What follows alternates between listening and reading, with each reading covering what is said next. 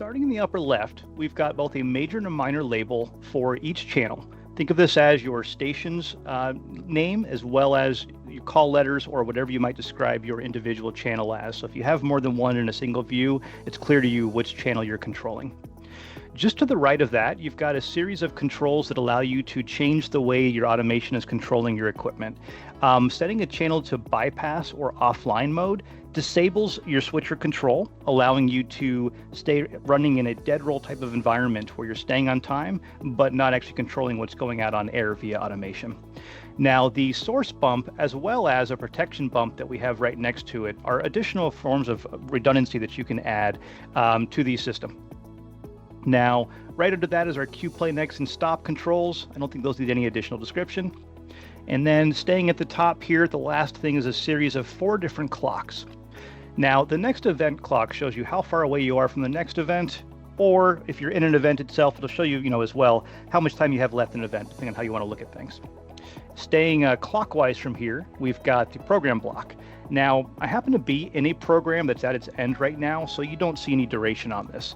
However, if I was airing a program that still had time left, you'd see it counting down, or if I happen to be in a break, you'd see your upcoming program's duration. Now, right below that is our break block. Now, this is actually showing you the sum of all of your break elements, right? So this is very handy if you're in, say, a live event where you need to be able to count back to the production control room, or anytime you need to know your full break duration.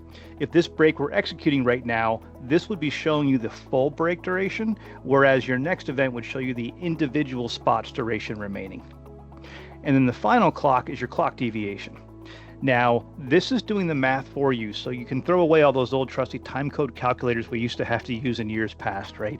This will show you where, based on your scheduled time, if you either have too much or too little material. As you can see right now, I'm actually over by a good 8 minutes, 27 seconds, and 28 frames. Now, notice this bright pink color. This is also going to match the problem event in your playlist. So you can see this event that I have right here is also bright pink. Again, that's because this is the actual problem. So I can quickly look at my playlist and see this is what I need to correct, right? And you can also see when I hovered over it, it's showing you what that calculation was, essentially. Now, in looking at the playlist grid, there's a few other things I want to point out here as well, too. The first one is the fact that the columns, where they are, what they're labeled, and even which ones are included are very configurable. We often find it to be very useful for stations that are transitioning to our automation system to replicate a bit of the look that they had before. That is, again, assuming they liked the look of the previous automation system, of course. Now, another reason that some people like to add specific columns in their view is not just because it's information that they would want to be able to see quickly, but also because our system knows where you've clicked and it uses that to your advantage. For example, if I have a material ID that I'm looking to change, I should double click on that material ID when I open up my event properties dialog. When I did that, notice that it automatically highlighted the material ID, ready for me to start typing right away.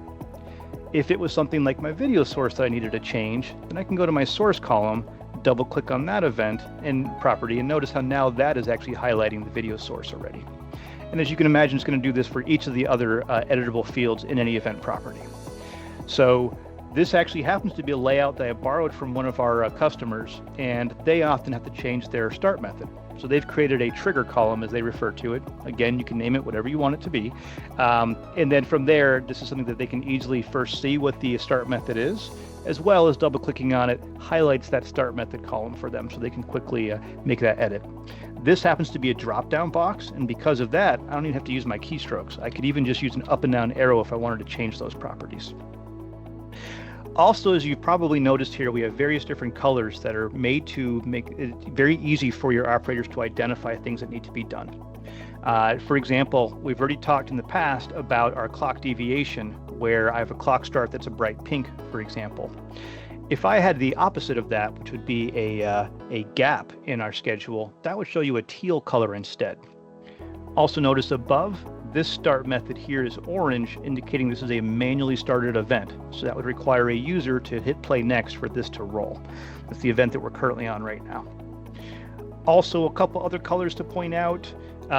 First of all, these purple lines, these are just comment lines. Just think of those as informational lines that would skip right over.